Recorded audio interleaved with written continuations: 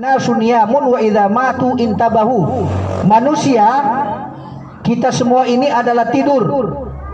Di dunia ini sementara tidur, tapi nanti mate mitau intabahu, barulah disebut bangun.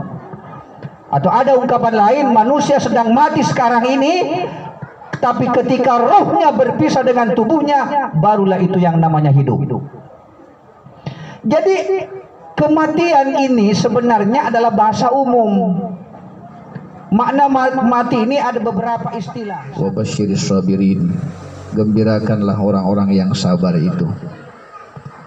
Siapa orang yang sabar itu?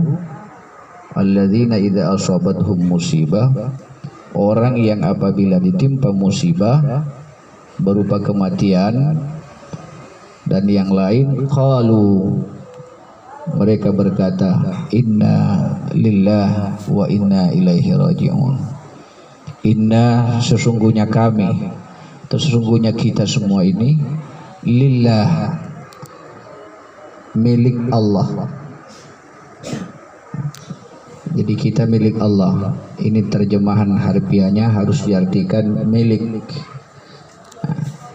Milik Allah. Anun napong Allah Ta'ala, barang-barang napong Allah Ta'ala. Ada yang mengartikan secara umum ita boleh dipong Allah Ta'ala,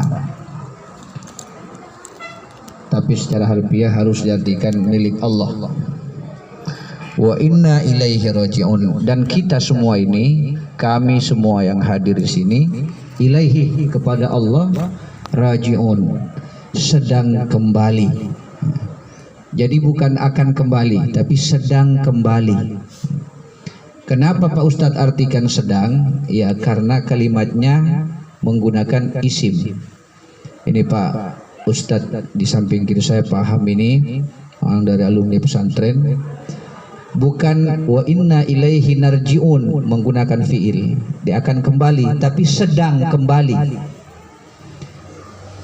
Kalau sedang berarti kita ini sekarang dalam perjalanan.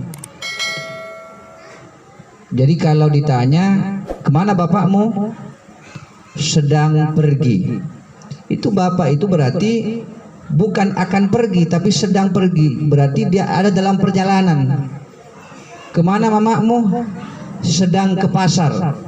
Berarti dia dalam perjalanan menuju pasar itu. Bukan akan. Kalau bilang akan ke pasar berarti dia bisa belum berangkat, belum di perjalanan, masih ada di rumah. Tapi sedang. Allahu Akbar, luar biasa. Jadi kita semua yang hadir ini adalah sedang menuju Allah, itu sedang kembali kepada Allah. Cuma ada yang sudah duluan sampai, ada yang belum sampai, ada yang sementara masih dalam perjalanan. Itulah sebabnya Allah menggunakan kalimat raji'un, sedang kembali. Dan setiap kata ketika menggunakan isim, kembalinya itu tidak akan balik lagi ke tempat semula. Kalau menggunakan fi'il, maka kemungkinannya orang masih kembali lagi. Buktinya setiap orang yang pergi ke alam barzah ini tidak ada yang kembali lagi ke dunia. Dua kemungkinannya. Kemungkinan pertama, sudah mendapatkan kesenangan yang lebih indah daripada ke dunia. Yang kedua, bisa mendapat penderitaan yang lebih sengsara di dunia. Sama tosau di Malaysia, to lamba merantau anda yang mimbai lo di Kapuna. Dua kemungkinannya, maco ami dilai orwana jama-jamanna, atau sekali anda mimala-malai lek mai karena ya nasa kami polisi dilai, atau andian nih persewangan lek mai, bisa jadi. Kedua-duanya mungkin. Tetapi ketika kita sudah dikatakan kembali ke rahmatullah, kembali almarhum ini, maka orang yang kembali itu disebut dengan almarhum. Almarhum dari kata rahimah, rahimah yarhamu, yang berarti kasih sayang. Sehingga ketika orang itu sudah kembali ke rahmat Allah, maka orang yang kembali itu disebut almarhum. orang yang mendapatkan kasih sayang dari Allah Subhanahu wa taala. Jadi almarhum Haji Amiruddin SPD adalah orang yang mendapatkan kasih sayang dari Allah Subhanahu wa taala. Karena lawan kata daripada almarhum itu al-mal'un, dari kata la'ana, yal'anu. Mal'un artinya orang yang terlaknat, maka iblis itu diberi gelar mal'un. Al-mal'un yang terlaknat. Fir'aun diberi gelar al-mal'un, terlaknat. Qarun diberi gelar al-mal'un, terlaknat. Namrud diberi gelar al-mal'un, terlaknat. Tapi kita orang Islam yang meninggal dunia lalu diberi gelar almarhum, orang yang mendapatkan rahmat boleh dipotong Allah Subhanahu wa taala. Dan itu spontan. Tidak ada keluarganya mengatakan, "Nih sebut almarhum kalau sudah bapakku meninggal ya." Tidak ada. Tapi spontan tomui tadi tosalang langsung menyebutnya dengan kata almarhum. Gelar itu langsung disematkan kepadanya secara otomatis, tanpa ada orang yang meminta, tanpa ada pihak keluarga yang meminta untuk disebut dengan kalimat almarhum itu. Itu apa maknanya? Maknanya bahwa orang yang pergi menghadap kepada Allah itu selamat. Selamat Bapak hadis hormati. Sehingga dengan demikian itulah kita disebut milik Allah dan kembali kepada Allah. Apanya yang kembali kepada Allah? Yang kembali kepada Allah rohnya. Kenapa roh itu kembali kepada Allah? Karena roh itu datangnya dari Allah, asalnya dari Allah. Kemudian jasadnya kemana? Ditimbun di tanah, ditanam. Kenapa ditimbun di tanah? Karena dia asalnya dari tanah. Boleh di Allah Ta'ala, mimbali di Allah Ta'ala. Apa nama mimbali di Allah Ta'ala? Ruhnya. Karena mengapai? Asalnya dari Allah kembali kepada Allah, yaitu ruh. Asalnya dari tanah kembali ke tanah, yaitu jasad. Makanya setiap orang meninggal, jasadnya dikuburkan di tanah. Kenapa dikuburkan di tanah, tidak dibawa ke laut atau tidak dilempar ke udara?